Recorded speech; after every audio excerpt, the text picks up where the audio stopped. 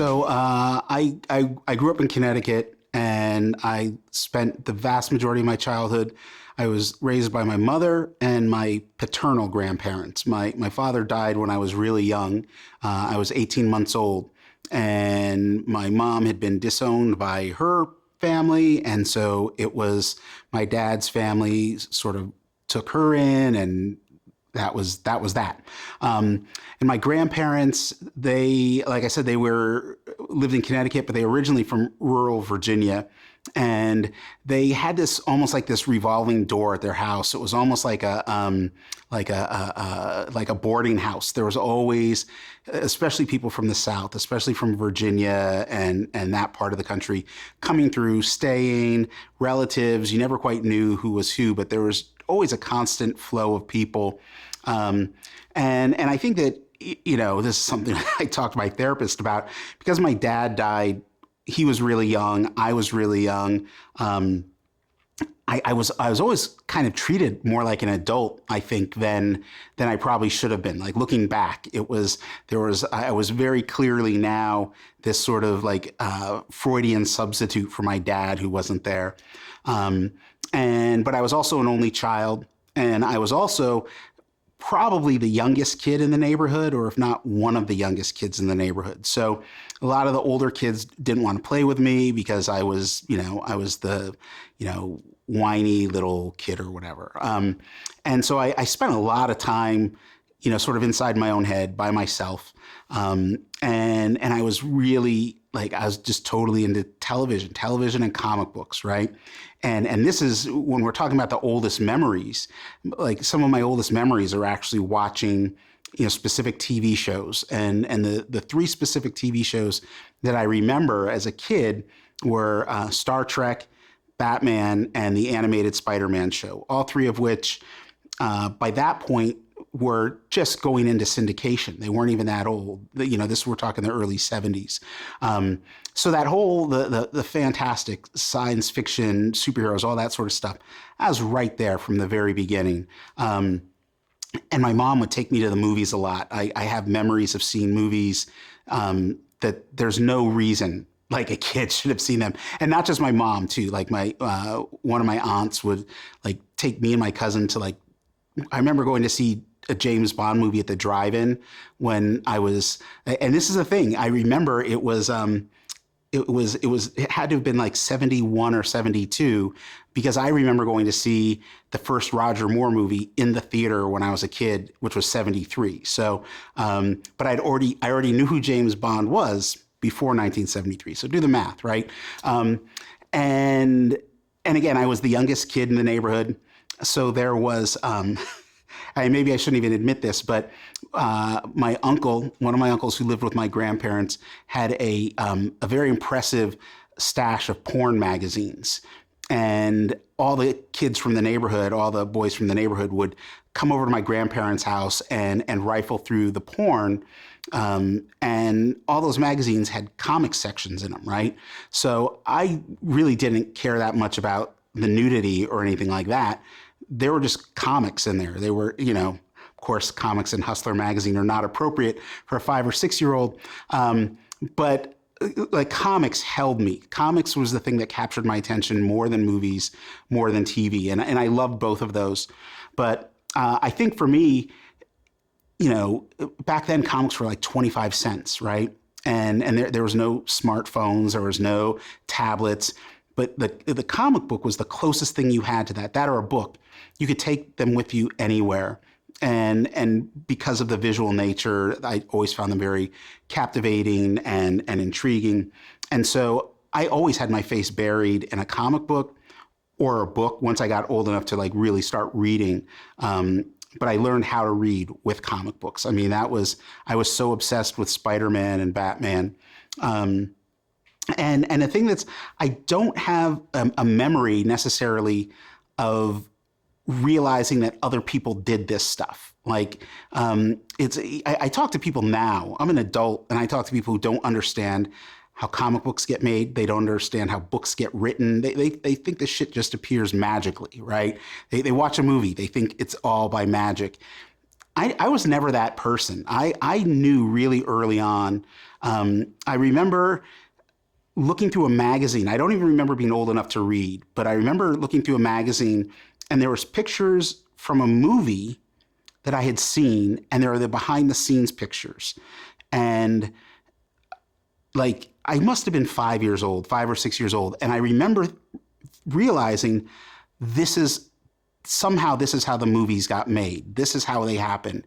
And from that moment on, I knew right away, whatever I did with my life, I wanted to be the person that made these things happen. And then in second grade, and I remember this one, the crazy thing is I don't remember the name. There was a girl I went to school with in second grade, and her dad was a syndicated cartoonist. And again, I don't remember his name, but I remember he was friends with like Charles Schultz, who did Peanuts, and Mort Walker, who I think did Hagar the Horrible. I can't remember which one Mort Walker did. Doesn't really matter. But I was in second grade, and I met somebody who actually made the comic strips that were in the newspaper every day, which is the other thing. My face was always buried in the newspaper because I loved the newspaper because there was comic strips in it every single day. And so by second grade, I'd actually met somebody who that's what they did for a living. Like, and he did this demonstration. I remember she brought him to school for show and tell, which was really weird because I was kind of jealous that she, had a dad that she could bring to show and tell, because I didn't have that, but that he made comics and that this is something that you could do. And he drew them. And I just remember, it was like not a chalkboard, but like a big pad of paper, and he had a marker, and he was drawing these cartoons for us. And it was like this missing piece of the puzzle. Like, I didn't quite know how these things got made, but I knew someone did something, right? Like there was some sort of formula. And so there I was in second grade seeing this, and it was between that and that magazine, which to this day, I don't remember the magazine. Like, I wish I did.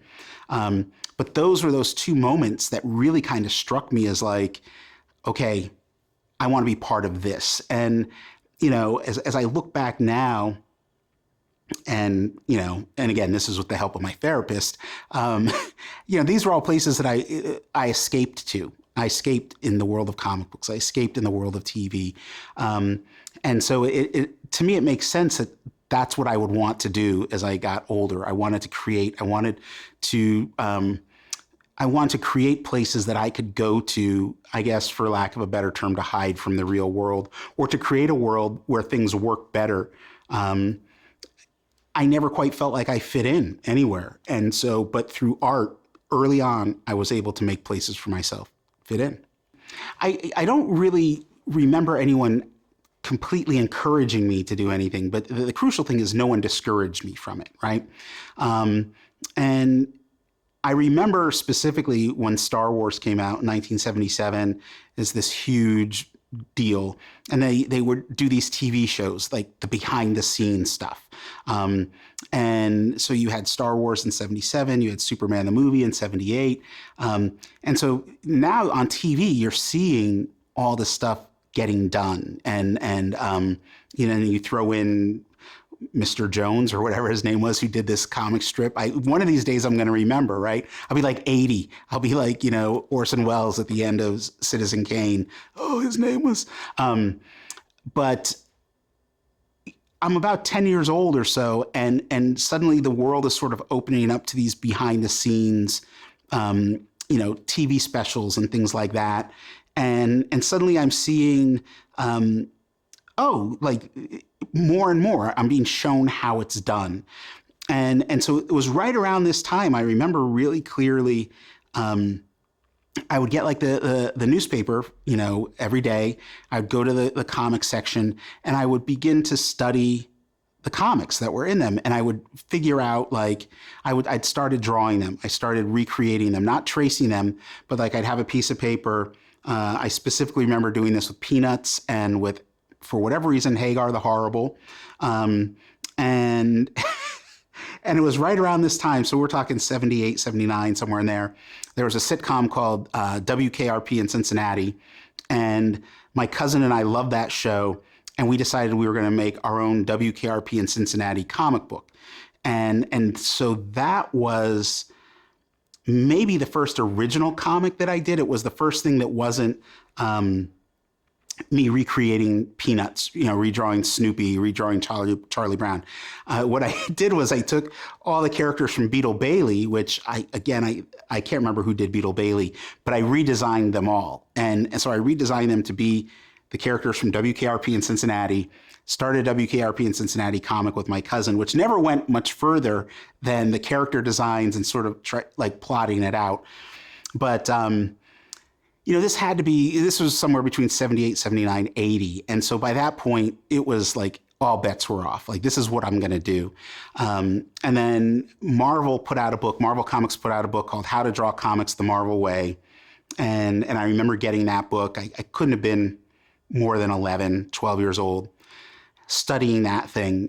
If there was anything in a comic about how to make comics, books on how to draw, I would, beg my mom to get them. And I just studied this stuff. I really began to get serious about it. And then, but at the same time, also studying film and studying TV. Like what I now realize is I was drawn to story more than anything else, right? Like I couldn't have articulated it back then because it was just like, oh, I like watching James Bond movies, or I like Planet of the Apes or whatever. But what was really drawing me in was story. I gravitated in my youth to the more obvious aspects of it, which was the visual part I wanted to draw because I felt like that's where the magic was. I would now argue that that's not where the magic is. It's part of the magic. You need it all to work, but really pretty drawings without a story are just really pretty drawings, and there's nothing there. And so it seems to me like I must have been about 10 years old.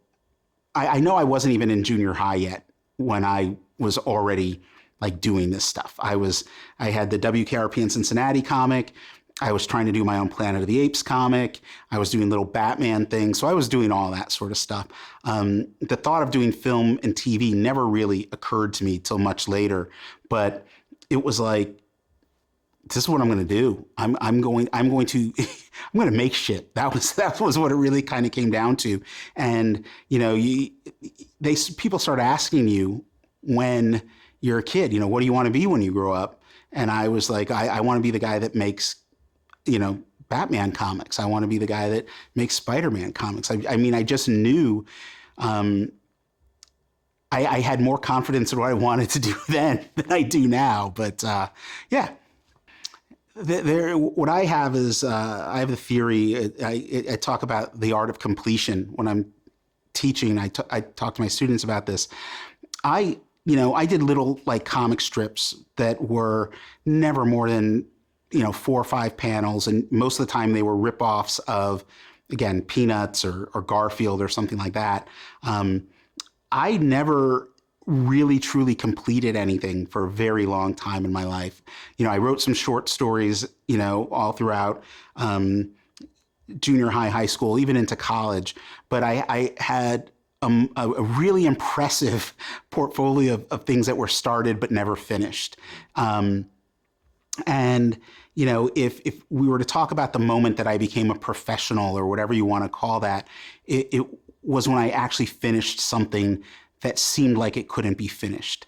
When you go into arts, when you go into creativity, when you do things like that, there comes a point where you hit these challenges or these obstacles, and sometimes those challenges and obstacles just make you quit, right? Especially when you're a kid, you don't know what to do. And it's easy to get into the cycle of starting something, getting to a point where it's too difficult, you quit, and then you start over again. And it's almost like Groundhog's Day or something where you're just repeating this cycle. And I honestly, I don't think I don't have a clear memory of actually finishing something and feeling that sense of accomplishment of truly finishing something. So that's probably my late teens or early 20s. And it to the extent that it plagued me even in college. Like if I couldn't the moment I got to a point where I didn't know what to do, or I didn't know how to, how to go from the first act into the second act of the story, or I didn't know how to draw something, I would, get really frustrated. And then I would go, okay, I'm going to start all over again. And, and that's what separates the aspiring artist, I guess, from the actual artist, I guess. I don't know. I hesitate to use those labels, but there's this feeling that you get when you complete something, and here's the key: completion in and of itself exists on multiple levels, right? So I've completed it. I've written my book manuscript. I've written a comic book script, whatever it is. But then it goes on to the next level. In comics, you write that script and then it gets drawn, and then it gets inked, and then it gets colored, and then it gets lettered, and it's still not complete.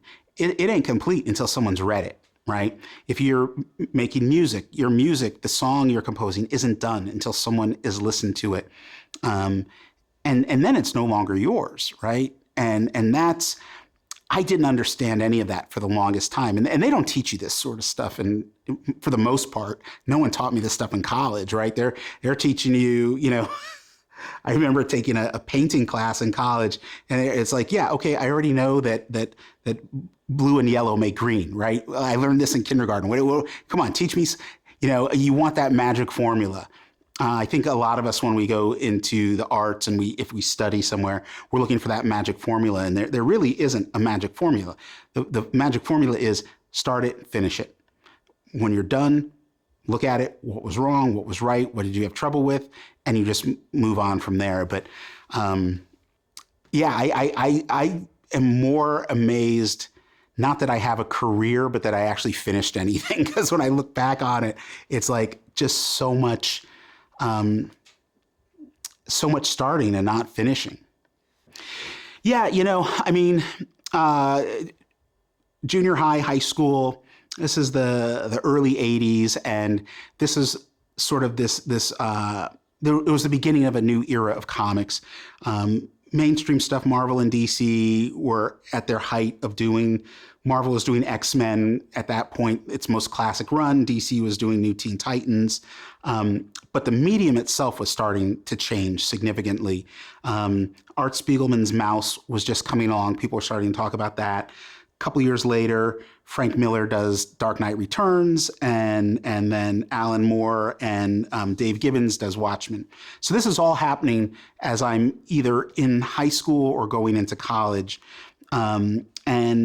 And so I'm seeing the medium like shift in ways that were like kind of mind-boggling to me. And there was a creator named Matt Wagner who had two series. One was called Grendel and the other was Mage. Those came out while I was in high school. Howard Chaykin had a series called American Flag. See, this is where the nerd in me comes out, right? Because Howard Chaykin had American Flag. Mike Grell had John Sable Freelance. There's this massive wave of already established professionals who'd worked at Marvel and DC who were branching out and exploring their creativity. Walter Simonson did Star Slammers. There was quite a few. And then there was people that were already out there. The Hernandez brothers were doing Love and Rockets. The Peonies were doing ElfQuest. And I just loved this medium, right? And so I'm picking up all of this stuff, and I'm just like, it's like if you only listen to one type of music your whole life, right? And then all of a sudden you hear something else, right? So if you're only listening to like AM radio your entire life, you're growing up in the 70s and you're hearing Billy Joel and Styx, and hey, I love Billy Joel, Styx not so much, but then all of a sudden you hear something completely different. You hear John Coltrane for the first time, or you hear Parliament Funkadelic for the first time, or you hear Judas Priest. You hear something completely unrelated to what you've heard before, but it tickles part of your brain. And so early to mid 80s, man, these indie creators, and again, I always go back to Matt Wagner, Howard Chaykin, Mike Grell, they did this stuff that was like, I didn't know you could do this. Art Spiegelman, I didn't know you could do that with Maus. I didn't know you could make a comic about, about your parents surviving the Holocaust, but you're going to draw your parents and all the Jews as mice, and the Nazis are cats. And so here I am, 13 or 14, seeing this stuff, and it's okay, all bets are off, right? Like, and then it became this whole thing of trying to figure out how to do that, right? Because before, I'm looking at Daredevil, or I'm looking at X-Men, or I'm looking at Batman, and I think I want to do that. But, you looked at Howard Chaykin's American Flag, and if you're 14 and you're looking at that comic, it was like, you're not supposed to be looking at this comic, right? It was clearly a rated R book, but it was like, there was something there, and that was the thing that really drove home that this is what I wanted to do. And I talked to other creators that I know, other comic creators, and I remember this really specifically. Like, I created my own character. It was in 83 or 84. And that was when my goal at that point was to make a comic with my own character that could be as iconic or as meaningful as anything that was already out there. And one of the really crucial things that happened in my teen years is that we moved. My mom got a job in Portland, and I'd grown up in Connecticut, and we moved here right as I was about to start junior high. And when I was a kid in Connecticut, I was already sort of an alienated kid with anger management issues, and it only kind of became a little bit worse when we got here. And so as much as I retreated into the world of comics and TV and movies when I was in Connecticut, it actually like ballooned when I got to Portland. We're talking, 7th grade, 8th grade. But the key was that I'd grown up in this small town in Connecticut, and there wasn't really too many places to escape to other than walk to town to the local newspaper stand and get comics or watch TV. But in Portland, 45 cents, I could hop on a bus, I could go anywhere, and I could go to the movies, and I could do whatever I wanted. And so I really started doing a lot of this stuff on my own. And there was a theater in downtown Portland, the Guild Theater, that at the time was a retro house, and they would show, I discovered it because every year they would have their James Bond Film Festival, and you'd go for like $3, you'd see 2 James Bond movies. And so every year during the James Bond Festival, I would go every single week, and I would watch the movies. But then they would show like Hitchcock movies for like 3 months straight. They would, there'd be 1 week it would be nothing but Rear Window. Then it would be Vertigo. Then it would be North by Northwest. And so here I am, I'm in junior high, and I'm going to see Hitchcock movies. I'm going to see like old Howard Hawks movies. They were always showing like Bogart and Bacall movies.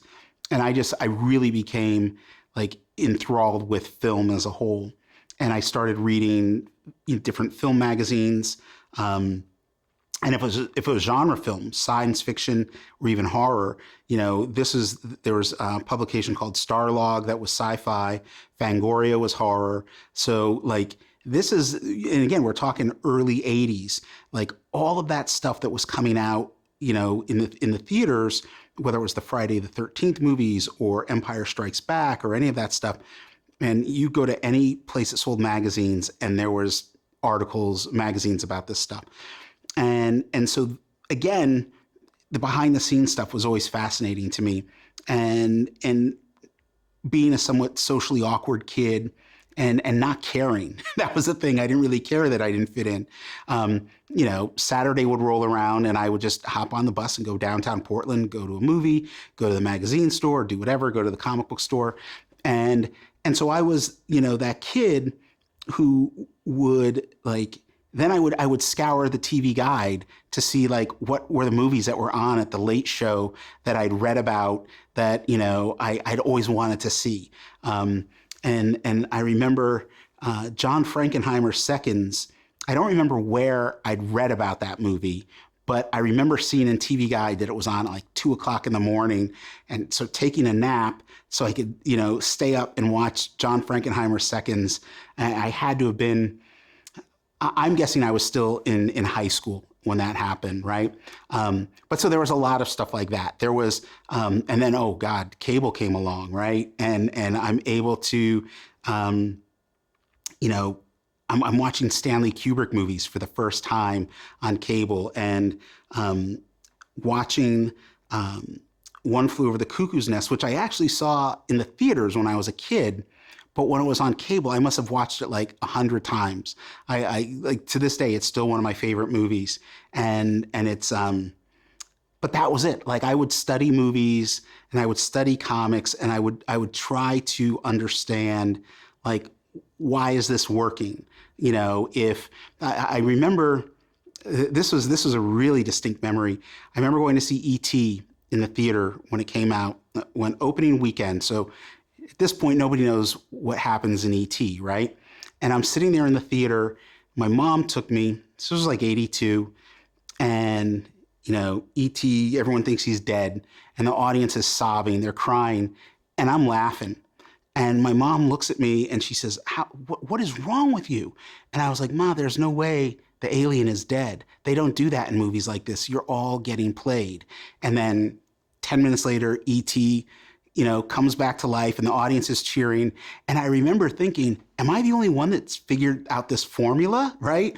But in that moment, it was one of those things like, it just reinforced this. I know what to do. I know that it's part of this is about, you tell a story in a way that gets people invested in it, that makes them cry, that makes them, what makes people laugh? What makes people reel back in terror? And that once you start getting into that aspect of it, it's really difficult to go anywhere else. It's like, how do you watch a movie when you're watching a movie to figure out how they're going to get you, right? When you're like, oh, here it comes. They're about to try to make me cry, And when they do make you cry, or when they do make you actually laugh out loud, you go, wow, okay, how did they do that? And then you take a note and you start writing it down. And then with home video, you could really study it. And that was it. I mean, it's to this day, I'll still do that. I'll still just sometimes sit down,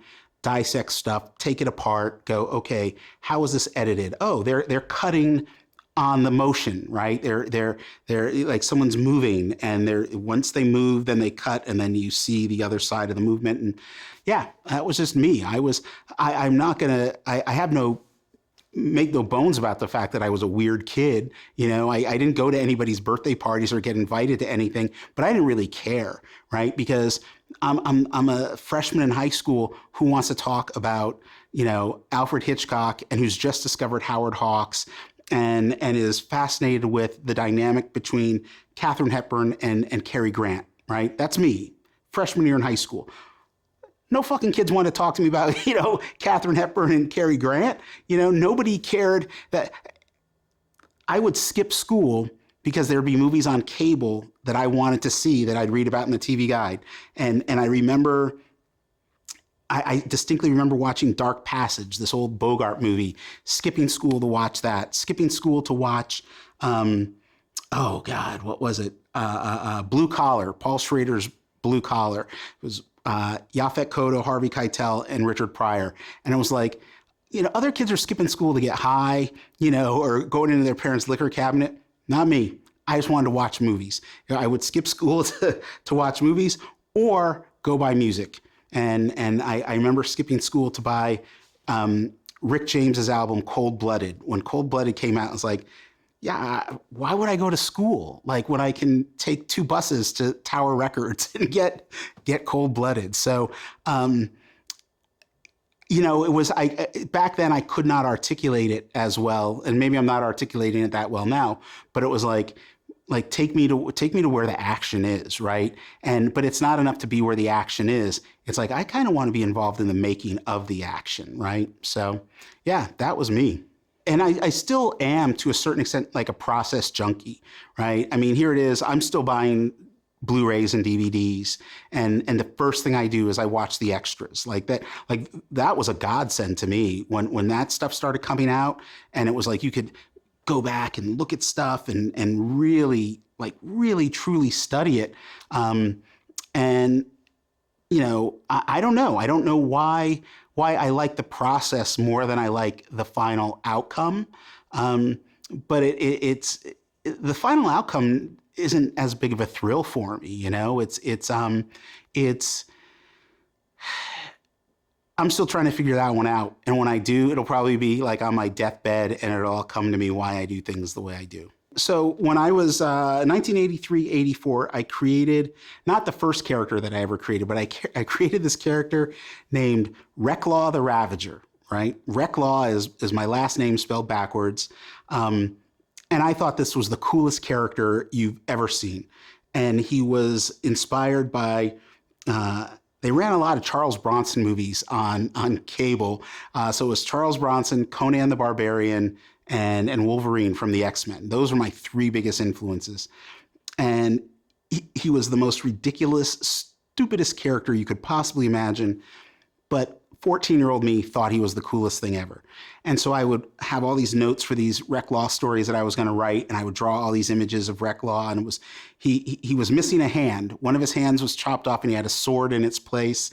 And like, when I get older, my dream was to do Reclaw comics that would be published in Heavy Metal Magazine, because Heavy Metal Magazine was like, that was sort of the pinnacle of like the stuff you're not supposed to do. And, at some point, I kind of gave up on Reclaw. By the time I was late teens, early 20s in college, I was like, oh, this character is so ridiculous, so stupid. It was one of those things I never finished a single story that I started. I'd get a few pages in, I'd get frustrated. And then probably about 2-3 years ago, I was going through some old papers and I found some drawings of him. And I was like, oh, this is kind of funny. Posted them on Instagram and Twitter. And like within days, people started doing fan art of the character, right? And I was like, well, this is kind of weird. Like, I wasn't expecting anybody to connect with a character I created when I was 14. And I had a couple artists reach out to me and go, wow, man, this is a cool character. I'm like, no, there's nothing cool about him. He's completely one-dimensional. But I started thinking about, like, if it wasn't for that character, where would I be now as a creative person, right? Like, this is really the start of me creating a character. He didn't have a lot of dimension at the time, but it was the beginning of the process. And at some point within the last 2 years, I was like, oh yeah, I'm going to do a comic about Reclaw. I'm gonna bring back this character that I created when I was 14, and the story is going to be about what it means to create. And I think that as artists, as people in general, right? You look at your class picture from second grade, third grade. Most of us are embarrassed by that picture. It's like, oh my God, I can't believe my parents let me out of the house looking this way. But that person you were in second grade, third grade, totally informed who you are now. You can't be who you are now without who you were then. It's the same as the creative process, right? The writer I am now, the creator that I am now, would not exist if it wasn't for the stuff that I find horrific and embarrassing and totally problematic from 30, 40 years ago. But why would you deny it, right? There's a lot of us that try to deny our past as opposed to trying to learn from it or build from it.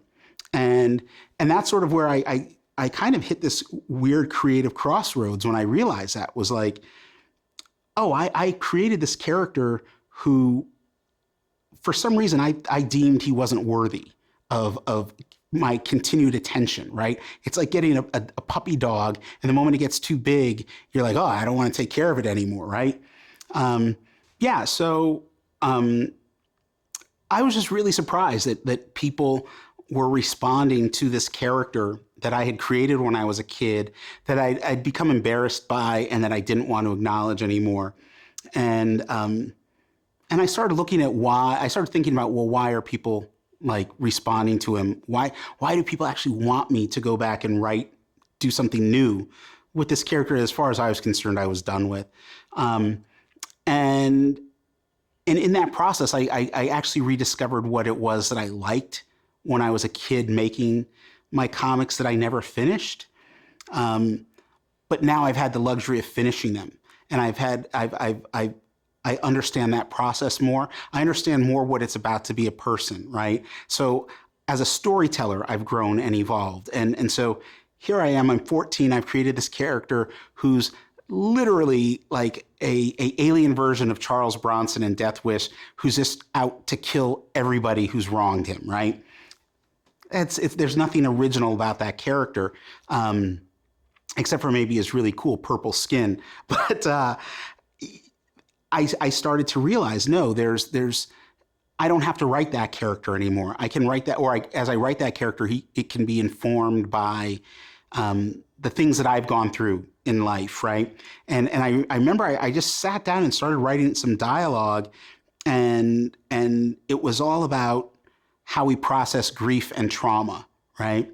And so when I'm 14, in my mind, grief and trauma are like the evil aliens come and kill your wife and kids, and then you go on a killing rampage throughout the galaxy, right? I can write that story now in my 50s, and there can be nuance to it, and it can be an exploration of how we as individuals grieve and how we deal with trauma. But I can do it through a character that looks absolutely ridiculous, sounds absolutely ridiculous, but if you actually pay attention to what's being said, you go, oh, wait a minute, this is kind of cool. This is kind of poignant. And so it's interesting that this character that I created when I was a kid, who I knew nothing, when I knew very little, I won't say nothing, I knew very little about creating characters, world building, and story. I just knew the basics of what I was seeing, and I was trying to emulate what I thought was cool. And now, like, I've been reunited with that character. It's almost like being reunited with an old friend, and realizing, oh, we have even more in common now than we did when we were in high school. And let's see what we can do. And I keep telling everybody, all my cohorts and comrades in the comics industry, I've never in all my years as a professional writer had as much fun as I'm having right now. And I'm not getting paid to do it. I'm actually paying artists out of my own pocket to draw this stuff. And if nobody ever sees it, that's fine. Because while there's a certain feeling that comes from when an audience takes your stuff and they internalize it, and they are entertained or not entertained, there's some good stuff that can come out of that. But at the end of the day, that ain't why we're doing this stuff, right? There's something inside of us that we have to get out. And I can tell you, my sessions with my therapist are going so much better now that Reclaw is back in my life, and he's trying to explain to me why it's okay to chop people up, and I'm trying to explain to him why it's not. And I'm suddenly, my anger management issues are, it's almost like having a child, really. And I'm having so much fun that I'm not getting my other work done, which is, hey, there's nothing wrong with that. So I went to college, and it was a horrific experiment that went terribly wrong. I knew what I wanted to, I thought I knew what I wanted to do when I went to college. I wanted to learn how to draw so that I could make comics. But at that point, I didn't fully understand what that meant. But more importantly, I didn't understand that that's not what I wanted to do. I wanted to be a storyteller. I thought I just wanted to be able to draw really well. And I didn't even understand what it meant to tell a story visually in comics. I could look at it, I could understand a story, but I didn't know, in my mind, I hadn't quite put it all together. So my first forays, there was more than one, into college, were horrible experiences, right? I mastered the fine art of drinking heavily and getting into fights and chasing after girls, but not getting much by way of work done. The third college I went to, I was going to the School of Visual Arts in New York City. I was in there, I believe it was called the Commercial Art Program. It was one of the few schools that had a comic, for lack of a better term, a comic studies program. And that's why I chose to go there after two other schools that it didn't work out. And And I truly hated the comic studies program, right? Um, and I realized that at some point that all the people I met at School of Visual Arts that I was friends with, they were all in the film studies program, and I was in the comic studies program. And they all thought that I was in the film studies program, that I just wasn't in the same classes as them, right? Because at this point, I'm full bore reading about film, and I love Billy Wilder, and I love Francois Truffaut, and I'm there, and but I also realized, like, oh yeah, here I am 20, 21 years old. I was like, yeah, I made a mistake. I shouldn't be trying to do this comic stuff. I should just be writing. And so I left school, and then I focused on writing. So by the time I'm 20, 21 years old, I'm just pushing. I'm teaching myself how to write. I'm reading as much as I possibly can. And I haven't totally given up on comics, but I've given up on what I thought I wanted to do before, which was just draw them. And I realized what I really wanted to do. This is when I start to understand that, oh, story is what I'm drawn to. And so from there, it just became this weird, like, decade or two of just doing experimental stuff and learning how to do stuff myself, writing my own stories, writing my own screenplays, meeting other like low budget filmmakers and trying to make crappy little horror films and things like that. And all the while practicing my craft as a writer, but not just in any one particular medium or any one particular genre. And at some point I started writing. I went from writing scripts and little short films and things like that to actually writing critical reviews of things. And part of that came out of my desire to understand why things worked. Why does this movie entertaining and this movie's total shit, right? And so I started writing about that. And from there, I actually got a career writing about, like, film, right? Like, how the hell does that happen? I don't know. But so by the mid 90s, I was actually professionally writing, getting paid to write about pop culture related stuff, which was great. It was a wonderful opportunity, but it actually started taking me further and further away from what it was I wanted to do. So I'm making a living writing about film and TV and restaurant reviews, you name it. But it's taken me away from what I really wanted to do. And so I never quite gave up on it. And at some point I realized, I wasn't making great money, but I was making okay money. I was making pay the rent money, working for an alternative news weekly. But what kind of hit me was I'm writing about other people doing the things that I want to do. And at some point, like, I'm not going to be able to live with myself doing that, right? Like, there's some people, and I've taken a lot of flack for this over the years, especially since I spent the better part of 10 years making a living writing as some sort of critical critic, blah, blah, blah person, know-it-all, pain in the ass, right? There comes a point where some of us are like, yeah, I don't want to write about this shit. I want to make it. And that hit me, that fully hit me in my early 30s. And then it took me another 10 years to get out of what I was doing and get into what I wanted to really do, which was tell my own stories. And I was fortunate in that a good chunk of that time I was able to find a balance, especially in the early aughts. There was still a lot of opportunities, a lot of websites that were paying people to write just stupid crap, top 10 Vin Diesel movies and why you should care. Things like, I literally wrote, like, the viewer's guide to Vin Diesel. Like who gives a shit? And most of that stuff you can't even find. That's how pointless it was. But all those years of critical writing, the good thing that came out of it was, A, I got to pay my bills. B, I got to discover that I didn't want to pay my bills the rest of my life. But this was like, when you have to watch every single Vin Diesel movie, you're actually getting an education, whether you realize it or not, right? And so a lot came out of that. But I had to listen to myself. I had to listen to, the whatever you want to call it, the voices in my head, or the muse singing out to me saying, get the hell out of this and go somewhere else. Even though I was making a living in journalism, I had never given up on, I shouldn't say I'd never given up on comics. I'd never given up on that world. And so there are some people I knew from college who had made it into the industry. I would go to conventions regularly. And so I knew a lot of people.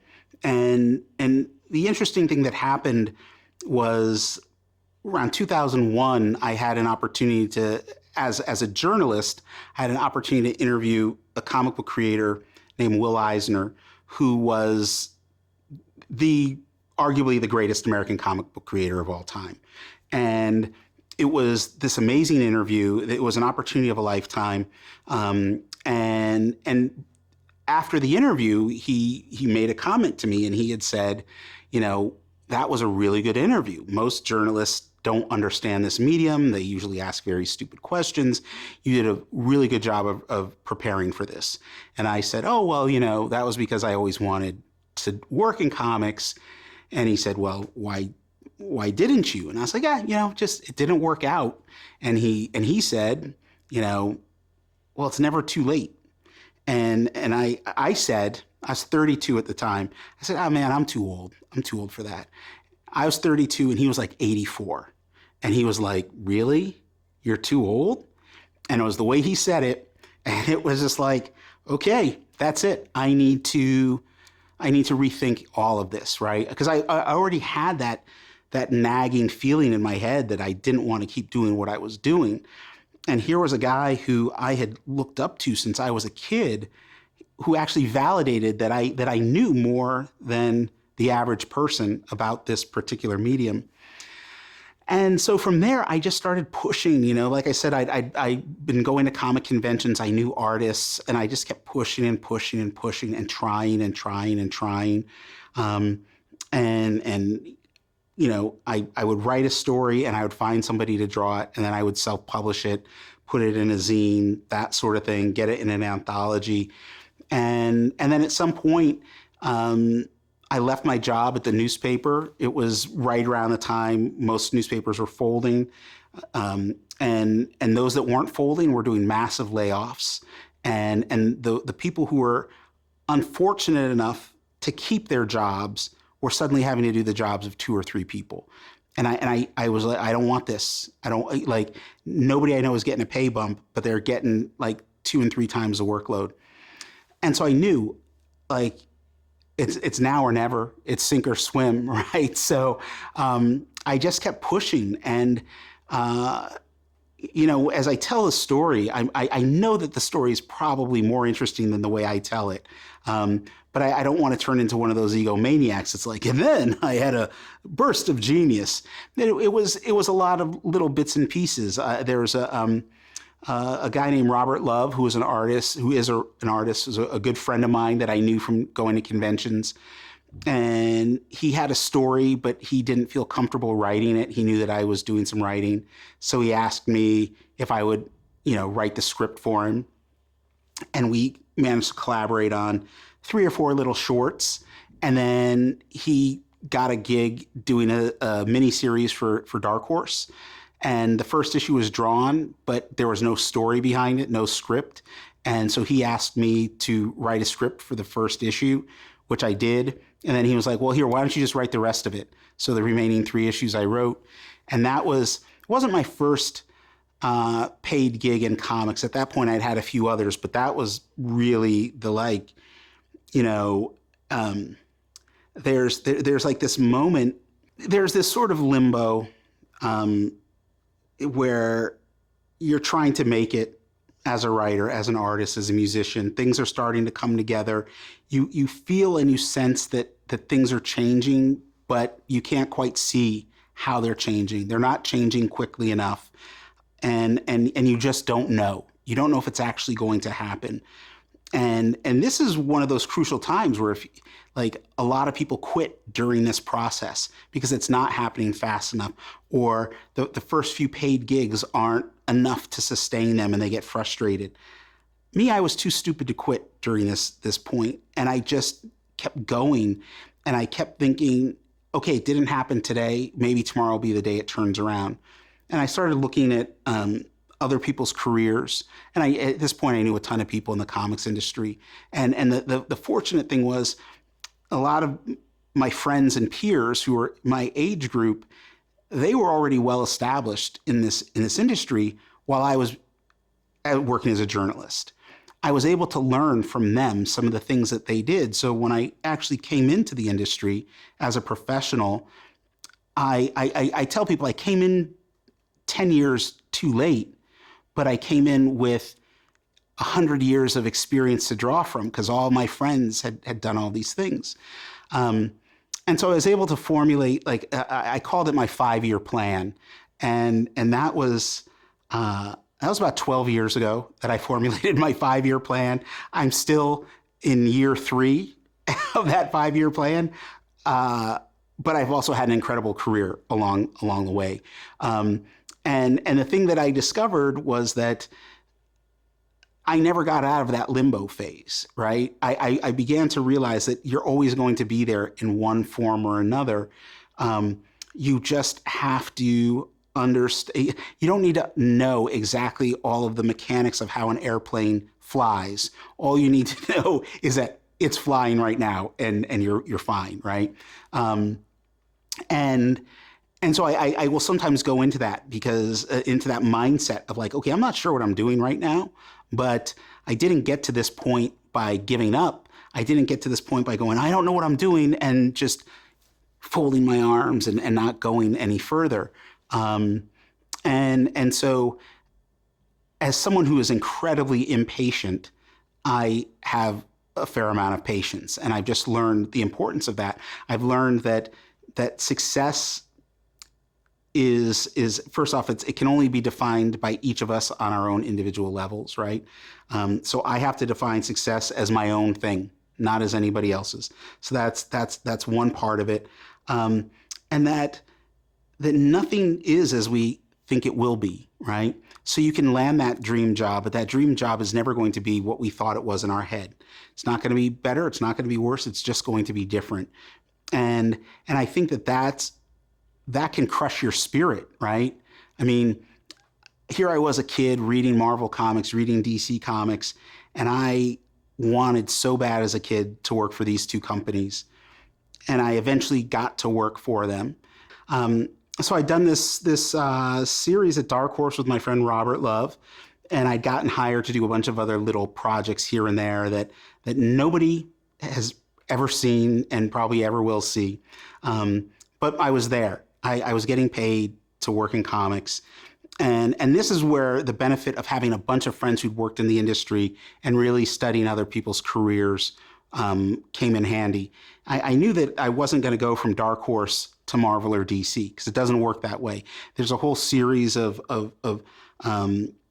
accomplishments you have to have in your career in comics before you get called up to the big leagues.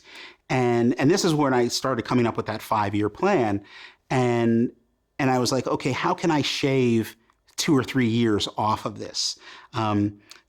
There's like, I know I need to learn more about this medium and there's things I need to do, but I want to get there a little bit more quickly. And so I made a list of like, okay, here are the things I'd like to accomplish as a writer. Here are the sort of stories I'd like to tell. Here are the sort of characters that exist, the intellectual properties that if I could get my hands on, I could probably, to use a baseball metaphor, I could get up to the plate and I know I can hit a home run. Whereas most people younger than me will have to do this 3 or 4 times. I was like, if I do it once, if I get up once and hit that home run, I'm going to be able to eliminate several years, shave off several years off of this. So I actually came up with it. And I was like, I want to do Shaft. I want to do, there was a film in the 70s with Richard Roundtree. It was based on a series of books.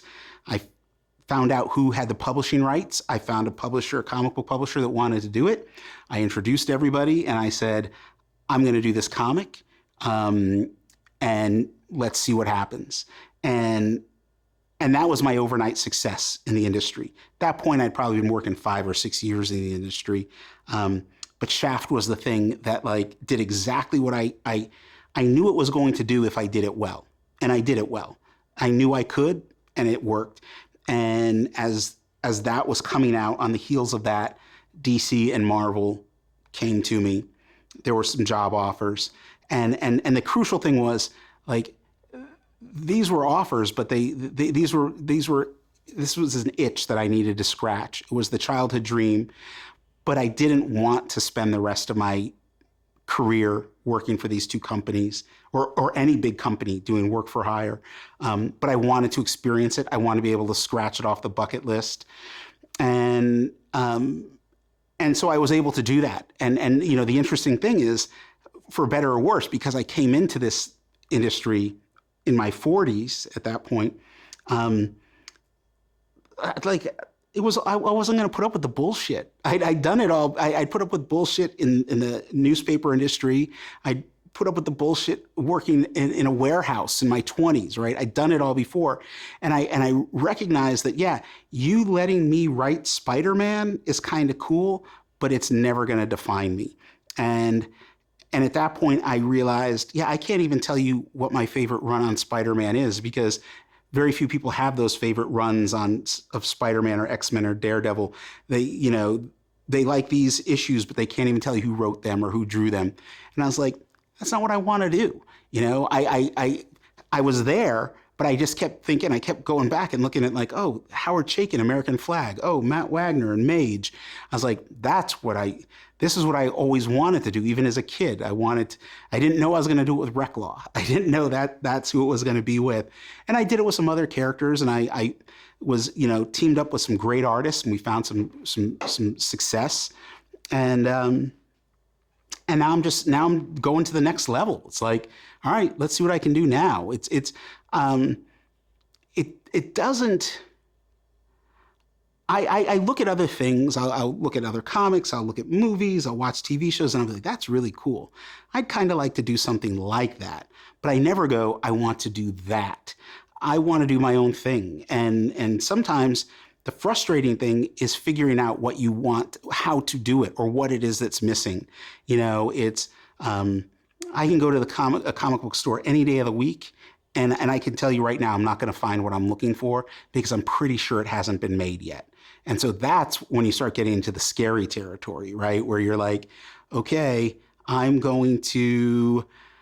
I really trying to reinvent the wheel here? What is it? What the hell am I trying to do? And sometimes all you can do is just go with it, go with the flow. And if you fail, right, like, who cares, right? I mean, first off, I'm at a point in my life where, like, I have failed so many times, but I've also succeeded so many times. The biggest failure is not trying. The biggest failure for me is going, yeah, I've got a story that I don't quite know how to tell, so I got to figure out how to tell it. And if I don't figure out how to tell it, that's where I failed. I might figure out how to tell it, and it sucks. It might be the worst thing you've ever seen. You know, it might be Star Wars Phantom Menace bad, but at least I did it. And that's the thing. I learned that working as a critic was like, nobody sets out to make anything bad. At least they made something, right? When people, you know, criticize me and my work, I'm like, okay, that's great. Let me see yours. Let me see the work that you did. And if they don't have anything to show, I'm like, you know, it's not that I'm going to dismiss what you said, your critical analysis, but, you know, screw you. Like, who are you to? And I thought that way of myself. There was a point where, as a journalist, as a critic, I was like, who am I to you know, go, hey, you know, Martin Scorsese's Shutter Island is the worst thing he's ever done. Da-da. No, you know, like, I didn't want to be that guy.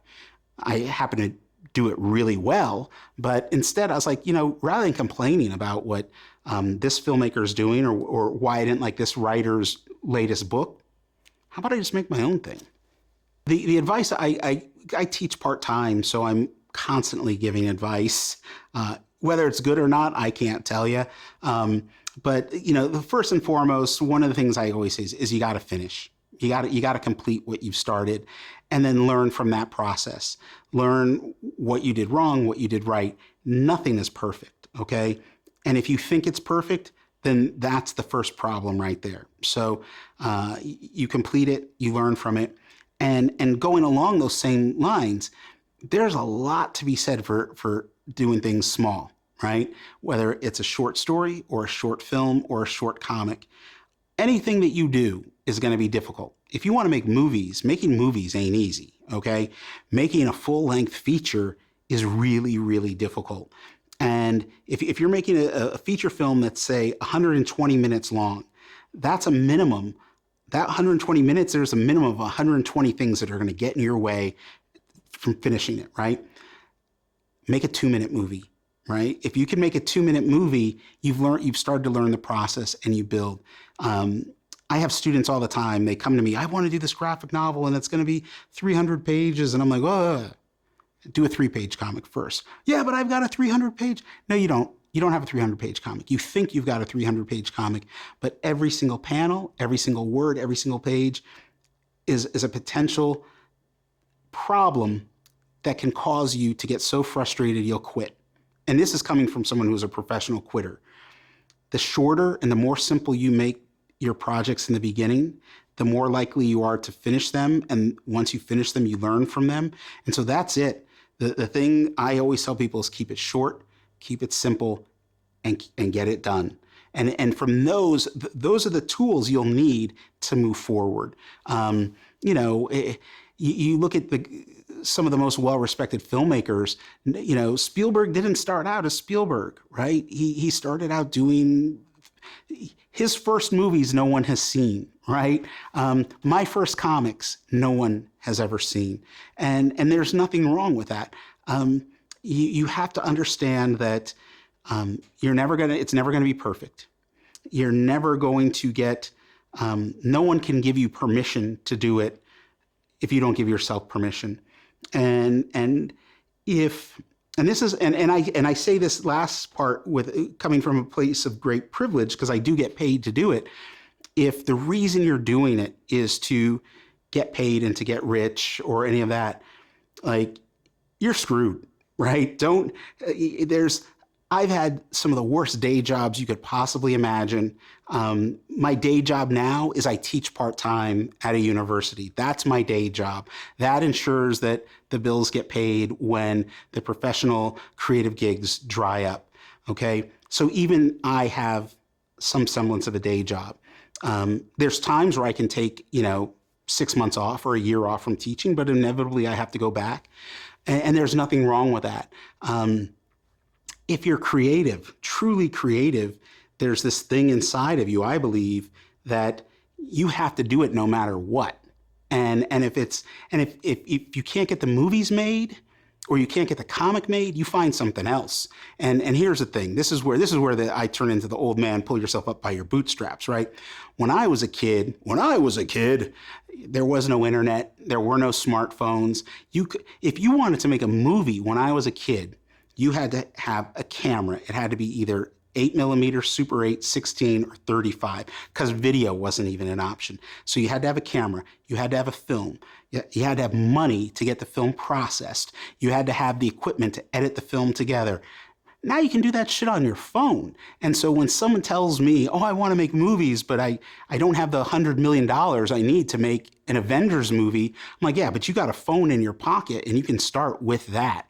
And that's where the next generation of creative talent that's what they're doing. They're making, I was doing stuff on notebook paper with pencils, copying stuff out of newspapers. At some point, you begin to grow and you begin to develop. You have to start somewhere. It comes down to this. If you're not willing to suck, if you're not prepared to suck, then you're never going to be good, right? Because none of us comes out whole cloth. None of us is perfect. You have to be willing to accept the fact that you're not going to be great right away and that you may never be great. People ask me all the time, what's the worst thing you've ever done? Worst thing I've ever done is the last thing I did. What's the best thing I've ever done? It's the thing I'm working on right now. Like, that's You got to be that way. You can't be living off of the fumes of, your whatever, your one hit wonder. Even one hit wonders write other songs. And it's, if you talk to musicians who've had great success, that was, they're known for a single song, again, a one hit wonder.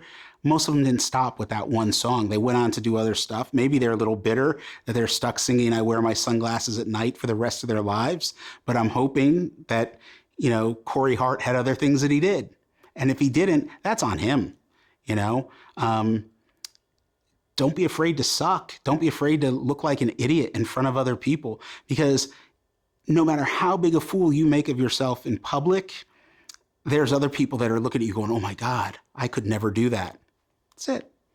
I met a woman, I was at an event in New York about 4 or 5 years ago, and this woman was trying to tell me what a nerd she was. And I was like, and she goes, no, you don't understand. Here's my son, Norin Rad. And I was like, oh my God, you named your kid after the Silver Surfer? Okay, so there you go. I've got my nerdiness. I don't know if you can actually see it because I don't know if I can pull up my sleeve enough. My second ever tattoo. There's the Hulk right there. There's Batman. There's Spider-Man. So that kind of shows my level of nerdiness. I have Batman sheets that I don't actually put on my bed, but I do have Batman sheets that fit on an adult-sized bed. I have all kinds of stuff. I mean, there's moments where I look around both my office and my bedroom and I think to myself, no adult man should be living like this. I